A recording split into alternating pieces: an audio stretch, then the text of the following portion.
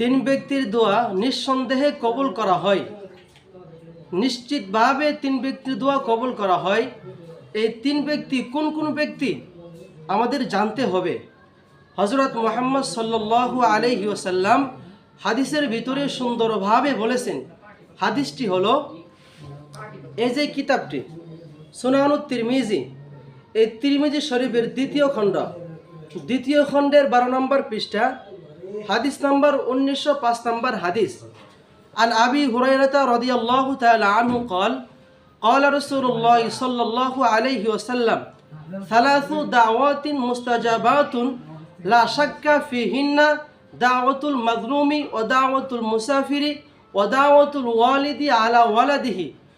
হযরত আবু হুরায়রা রাদিয়াল্লাহু তাআলা আনহু থেকে বর্ণিত, তিনি বলেন, সরকারে দো আলম নবী হযরত মুহাম্মদ সাল্লাল্লাহু আলাইহি ওয়াসাল্লাম ইরশাদ করেছেন, সালাসুন দাওয়াতিন, তিন ব্যক্তির দোয়া, মুস্তাজাবাতুন, কবুল করা হয়, লা শাক্কা ফিহিন্না, নিঃসন্দেহে নিশ্চিতভাবে কবুল করা হয়। এই তিন ব্যক্তি কোন কোন ব্যক্তি? যে তিন ব্যক্তির দোয়ার মাঝে কোনো পর্দা থাকে না। এই তিন ব্যক্তি, এক নম্বর হলো দাওয়াতুল মাজলুমি, মাজলুম ব্যক্তি। যে ব্যক্তির উপর জুলুম করা হয়, নির্যাতন করা হয়, অত্যাচার করা হয়, সে ব্যক্তি মাজলুম। এই মাজলুম ব্যক্তির দোয়া নিঃসন্দেহে আল্লাহ কবুল করেন।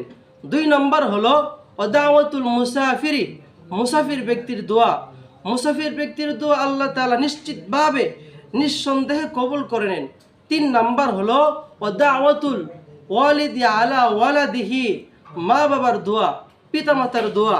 তিন নম্বর মা বাবার দোয়া আল্লাহ তাআলা নিশ্চিতভাবে নিঃসন্দেহে কবুল করেন।